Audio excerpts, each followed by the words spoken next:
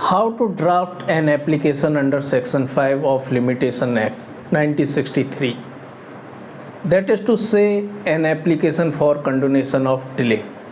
नमस्कार दोस्तों, मैं आपका दोस्त एडवोकेट अमित कबीर आपका एक बार फिर से हमारे YouTube चैनल आर्टिकल 32 में वेलकम है।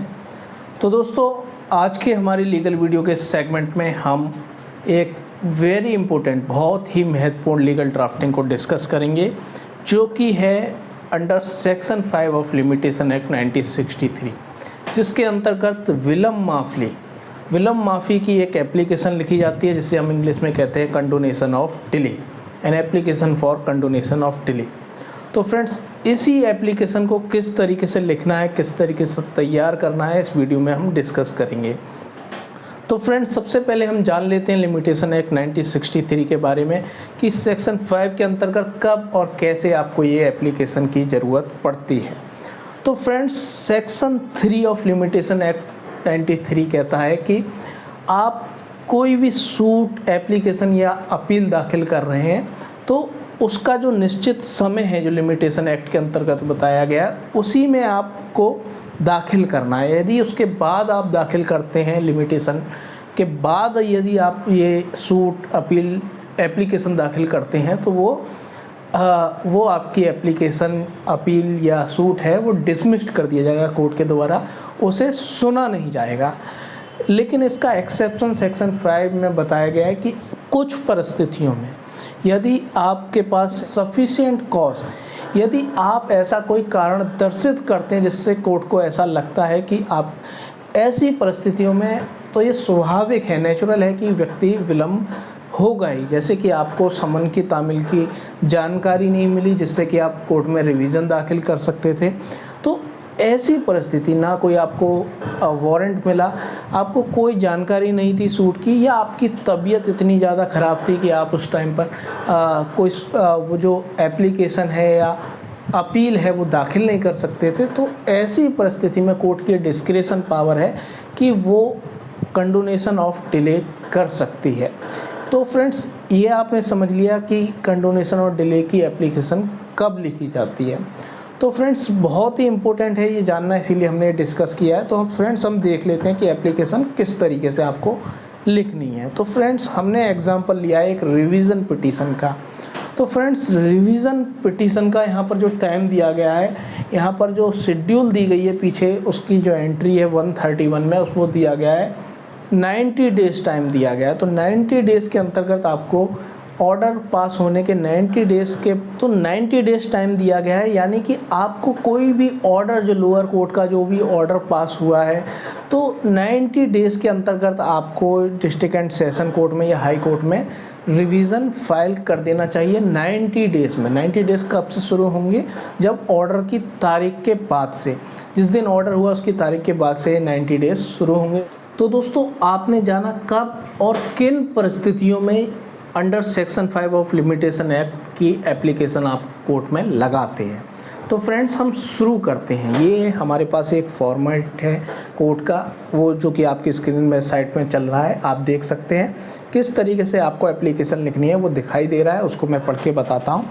तो सबसे पहले आपको हर ड्राफ्टिंग में जो लिखा जाता है वो आपको लिखना है। तो रिवीज़न आप जानते ही हैं, या तो डिस्ट्रिक्ट एंड सेशन कोर्ट में होता है या फिर हाई कोर्ट में होता है। तो यहाँ पर हम डिस्ट्रिक्ट एंड सेशन कोर्ट में फाइल कर रहे हैं, तो कोर्ट का नाम लिखेंगे न्यायालय श्रीमान जिला एवं सत्र न्यायाधीश महोदय जनपद आगरा, ये डाल देंगे और लिख देंगे यहाँ पर क्रिमिनल रिवीजन संख्या और डैश डैश करके सन 2023, जो भी सन है वो आप लिख देंगे। इसके बाद पार्टीज़ के नाम आएंगे। तो दोस्तों, यहाँ पर जो हमने एग्जांपल लिया है रिवीजन पिटीशन में, याचिका में, यहाँ पर लिमिटेशन एक्ट के अंतर्गत जो एप्लीकेशन लगाई है, तो फ्रेंड्स, हम यहाँ पर जो रिवीजन दाखिल कर रहे हैं, संज्ञान आदेश, एक कॉग्निजेंस ऑर्डर है 138 NI एक्ट का, तो उस संज्ञान आदेश माने तलबी आदेश भी जिसे कहते हैं, उसके अगेंस्ट हमें रिवीजन याचिका दाखिल करनी है। लेकिन हमारा जो समय है वो निकल गया है, 90 डेज़ जो रिवीजन का टाइम होता है वो निकल गया है। तो हम सेक्शन 5 लिमिटेशन एक्ट की एप्लीकेशन लगा रहे हैं फॉर कंडोनेशन ऑफ डिले।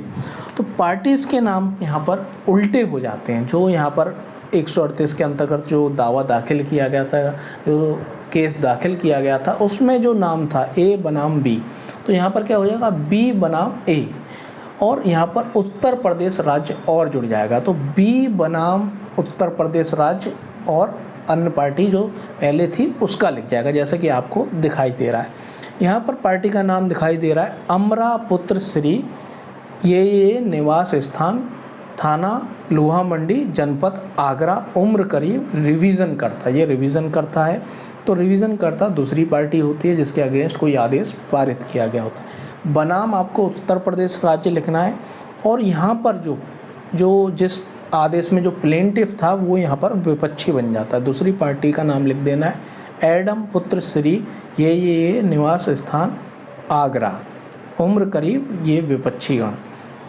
और आपको जो संज्ञान आदेश हुआ था उसमें कौन कौन से सेक्शन थे वो लिख देना है, क्योंकि हम 138 एनआई एक्ट में जो संज्ञान आदेश पारित किया गया था उसके अगेंस्ट हम यहाँ पर दाखिल कर रहे हैं रिवीजन याचिका और लिमिटेशन एक्ट की एप्लीकेशन, तो यहाँ पर हम वही लिखेंगे आपराधिक धारा 138 एनआई एक्ट, थाना हम लिखेंगे और परिवाद संख्या यहाँ पर हम लिख देंगे। अब मेन जो इसका जो सब्जेक्ट है वो लिखेंगे हम, सब्जेक्ट प्रार्थना पत्र अंतर्गत धारा 5 limitation act, application for condonation of delay, ये आपको सब्जेक्ट डाल लेना है। और श्रीमान जी आपको लिखना है, श्रीमान जी सविनय निवेदन है कि प्रार्थी उपयुक्त वाद में विपक्षी है, उपयुक्त वाद के विचाराधीन होने की जानकारी प्रार्थी को किसी समन या नोटिस के माध्यम से नहीं हुई, ना ही तामिल से संबंधित कोई साक्ष्य पत्रावली पर उपलब्ध है। तो क्योंकि हमें जो संज्ञान आदेश हुआ था वो हमें पता ही नहीं चला, क्योंकि हमारे पास समन पहुँचे ही नहीं हमारे घर पर, और कोई नोटिस भी नहीं मिला, ना वारंट मिला हमारे घर पर, तो कोई ऐसी जानकारी हमें मिली नहीं, इसीलिए हम ये विद इन टाइम हम रिवीजन याचिका कोर्ट में दाखिल नहीं कर सके, ये आपको लिखना है। प्रार्थी को जैसे ही जानकारी हुई वैसे ही उसने अवर न्यायालय द्वारा पारित तलबी आदेश या संज्ञान आदेश की सत्य प्रतिलिपि यहाँ पर न्यायालय से निकलवाई, आवेदन दिया, और उसकी कॉपी जब हमने निकाली और सत्य प्रति प्राप्त होने के बाद समय सीमा के तहत माननीय न्यायालय के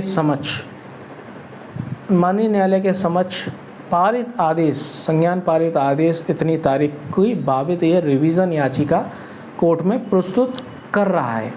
याचिका प्रस्तुत करने में हुआ विलंब क्षमा योग्य है। ये अतः श्रीमान जी से निवेदन है कि प्रार्थी द्वारा न्यायालय में प्रस्तुत रिवीजन याचिका को प्रस्तुत करने में हुआ विलंब क्षमा कर प्रार्थी की रिवीजन याचिका स्वीकार करने की कृपा करें, अन्यथा प्रार्थी को अपूर्णीय क्षति होगी। तो यदि ये याचिका एक्सेप्ट नहीं की जाती है तो ये इररिपेरेबल लॉस होगा, जिसकी क्षतिपूर्ति नहीं की जा सकती, ये आपको लास्ट में लिख देना है। तो यहाँ पर प्रार्थी का नाम और दिनांक लिख देनी है। तो फ्रेंड्स ये आपने जाना कि किस तरीके से सेक्शन 5 ऑफ लिमिटेशन एक्ट के अंतर्गत आपको एप्लीकेशन लिखनी है। तो फ्रेंड्स ये कोर्ट की डिस्क्रिशनरी पावर है कि वो इस एप्लीकेशन को अलाउ करे या रिजेक्ट कर दे, ये उसकी डिस्क्रिशनरी पावर है, लेकिन यदि जेन्युइन रीज़न है तो आपकी एप्लीकेशन अलाउ होगी। तो जेन्युइन रीज़न क्या हो सकता है, आपको कोई जानकारी नहीं है कि आपके अगेंस्ट ये आदेश पारित हुआ है, या फिर आप बहुत ही गंभीर बीमारी से गुजर रहे थे इसलिए नहीं कर पाए, या आप जिस दिन लास्ट दिन था रिवीजन दाखिल करने का उस दिन ऐसी कोई घटना हो गई कि आप कोर्ट में रिवीजन दाखिल नहीं कर पाए। तो ऐसे जेन्युइन रीज़न होने चाहिए जो कोर्ट को लगे कि आप 90 डेज़ के अंतर्गत रिवीजन दाखिल नहीं कर सकते थे। आप क्या कोई भी व्यक्ति होता तो वो ऐसी परिस्थितियों में रिवीजन याचिका दाखिल करना उसका लगभग नामुमकिन था। तो फ्रेंड्स ये आपने जाना कि how to write an application for condonation of delay under section 5 of limitation act. आपको ये वीडियो कैसा लगा कमेंट बॉक्स में कमेंट करके ज़रूर बताएं। Thank you very very much.